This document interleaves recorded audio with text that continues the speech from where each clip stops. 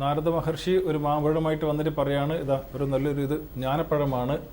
അത് പറയുമ്പോൾ അവശിവൻ പറയാം, അത് ഒരു പഴം മാത്രമേ ഉള്ളൂ. അപ്പോൾ എനിക്ക് തരൂ എന്നുള്ള ആ വാശി വന്നു.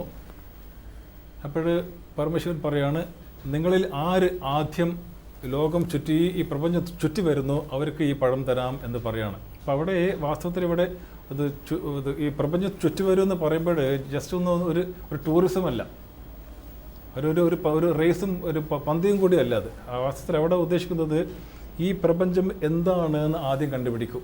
ഈ പ്രപഞ്ചം എന്താണ് എന്ന് ആര് ആദ്യം അറിഞ്ഞു വരുന്നോ ആ വ്യക്തിക്ക് ഈ ജ്ഞാനഫലം. ജ്ഞാനത്തിൻ്റെ ഫലം എന്താണ്? പരമാനന്ദമാണ്. ജ്ഞാനഫലമാണ് ജ്ഞാനത്തിൻ്റെ ഫലം പഴം. ഈ ജ്ഞാനത്തിൻ്റെ ഫലം പരമാനന്ദമാണ്.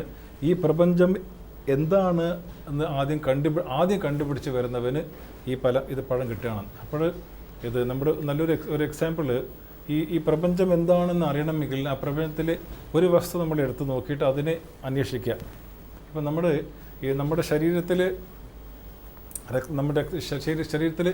രക്തത്തിൽ കൊളസ്ട്രോൾ കൂടുതലുണ്ടോ, അതിൽ ഷുഗർ കൂടുതലുണ്ടോ എന്ന് അറിയണമെങ്കിൽ നമ്മൾ ഈ ശരീരത്തിൽ ഒരു സാമ്പിൾ എടുത്താൽ മതി. ഇവിടെ ഒരു 3 സാമ്പിൾ എടുത്ത് ആ ബ്ലഡ് ടെസ്റ്റ് എടുത്തിട്ട് ഈ സാമ്പിൾ എടുത്തു കഴിഞ്ഞാൽ ഈ സാമ്പിളിൽ അതിൽ നമുക്ക് അറിയാൻ പറ്റും നമുക്ക് ബ്ലഡ് ഷുഗർ ഉണ്ടോ, അത് ഡയബറ്റീസ് ഉണ്ടോ, കൊളസ്ട്രോൾ കൂടുതലാണ്, എല്ലാ കാര്യങ്ങളും ഈ സാമ്പിൾ കൊണ്ട് അറിയാൻ സാധിക്കും. അതുപോലെ അതിന് ഒരു ഉദാഹരണം, ഒരു ജലാശയമുണ്ട്, വെള്ളമുണ്ട്. ഈ വെള്ളം കുടിക്കാൻ പറ്റുമെന്ന് അറിയണമെങ്കിൽ ആ ജലാശയത്തിൽ ഒരു സാമ്പിൾ എടുത്തുകൊണ്ട് ഇത് ലാബിലൊക്കെ ടെസ്റ്റ് ചെയ്ത് കഴിഞ്ഞാൽ ഈ വെള്ളം കുടിക്കാൻ കൊള്ളാമെന്ന വെള്ളമാണ് അറിയാൻ സാധിക്കും. അപ്പോൾ സാമ്പിൾ മതി, ഈ ബ്ലഡ് ടെസ്റ്റിന് സാമ്പിൾ മതി, ജലത്തിലെ വെള്ളത്തിന് സാമ്പിൾ മതി. അതുപോലെ ഈ പ്രപഞ്ചം എന്താണെന്ന് അറിയണമെങ്കിൽ ആ പ്രപഞ്ചത്തിലെ ഒരു കാര്യം എടുത്തുകൊണ്ട് അതിന് നന്നായിട്ട് അന്വേഷിച്ച് കഴിഞ്ഞാൽ ഈ പ്രപഞ്ചം എന്താണെന്ന് നമുക്കറിയാൻ സാധിക്കും. ഗണപതിക്ക് തോന്നുന്നത് എൻ്റെ മുന്നിലുള്ള സാക്ഷാൽ എൻ്റെ മാതാപിതാക്കൾ ഇത് തന്നെയാണ് എക്സാമ്പിൾ. അത് നന്നായിട്ട് മനസ്സിലാക്കുമ്പോൾ ഇത് പരമശിവനാണ്, ശിവശക്തിയാണ് എന്ന് അറിയുമ്പോൾ ഈ പ്രപഞ്ചം മുഴുവനും ശിവശക്തിയാണെന്ന് ഗണപതിക്ക് അറിയാൻ സാധിച്ചു. അതേപോലെ മുരുകനും ഒരു കാര്യം അന്വേഷിക്കുകയാണ്. മുരുകൻ ചുറ്റി വന്നിട്ട് മുരുകന് പറഞ്ഞ സാരം എന്താണ്?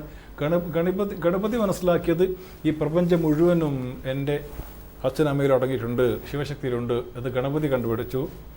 മുരുകൻ കണ്ടുപിടിച്ചത് ഈ പ്രപഞ്ചം മുഴുവനും ഈ പ്രപഞ്ചത്തിൽ ഓരോ കല്ലിലും തൂണിലും തുരുമ്പിലും ദൈവം ഇരിക്കുന്നു എന്ന് പറയുന്ന പോലെ ഈ പ്രപഞ്ചത്തിലെ ഓരോ സർവചരാചരങ്ങളിലും എൻ്റെ ശിവശക്തിയാണ്, എൻ്റെ മാതാപിതാക്കളാണ് എന്ന് മുരുകൻ കണ്ടുപിടിച്ചു. രണ്ടുപേരും വിജയിച്ചു. വാസ്തവത്തിൽ രണ്ടുപേരും വിജയിച്ചു. പക്ഷേ നമുക്ക് ആദ്യം നമ്മൾ അമ്മയെ കാണുമ്പോൾ അമ്മയെ തന്നെ നമുക്ക് ശ്രദ്ധിക്കാം.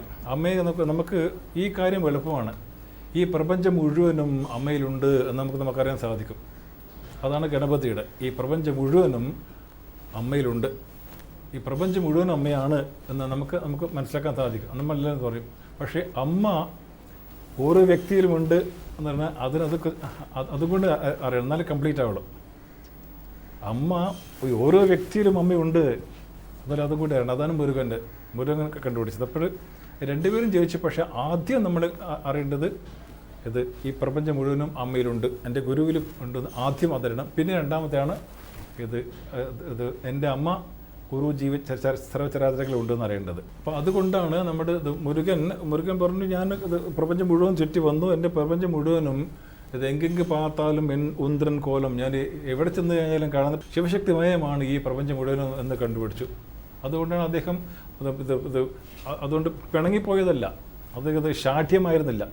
പള്ളിയിൽ നിൽക്കുമ്പോഴും അദ്ദേഹം പറയാണ്, എൻ്റെ അച്ഛനമ്മയും കൈലാസത്തിൽ മാത്രമല്ല ഇവിടെ ഉണ്ട് എന്ന് പറയാണ്.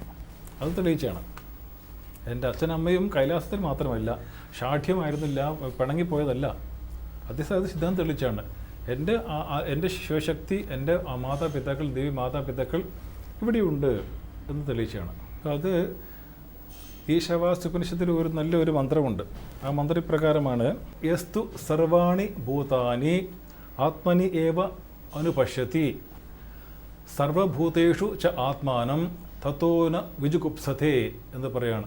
അതായത് ഏതൊരു വ്യക്തി ഈ എല്ലാ വസ്തുക്കളും എന്നിലുണ്ട് എന്ന് പറയണം. നേരത്തെ പറഞ്ഞതുപോലെ എൻ്റെ സത്ത് മനസ്സിലാക്കണ്ടേ, ഇത് ഞാനൊരു വെള്ളത്തുള്ളിയാണ്. ഈ വെള്ളത്തുള്ളിയും ഈ സമുദ്രവും രണ്ടും ആ വാസ്തവത്തിൽ വെള്ളമാണ്, ഹൈഡ്രജനും ഓക്സിജനും മാത്രമാണ്. ഈ വെള്ളത്തുള്ളി ഞാൻ 9 ഹൈഡ്രജനും ഓക്സിജനുമാണ് എന്ന് മനസ്സിലാക്കിയ ആ വ്യക്തി ഈ സർവ്വപ്രപഞ്ചവും എന്നിലുണ്ട് എന്ന് മനസ്സിലാക്കാൻ സാധിക്കും. ഈ സർവചരാചരങ്ങളും എന്നിലുണ്ട് എന്ന് മനസ്സിലാക്കാൻ സാധിക്കും. അതാണ് യസ്തു സർവാണി ഭൂതാനി ആത്മനി ഏവ അഭൂത്വിചാനതഃ, ആത്മനീവ അനുപശ്യത്തി.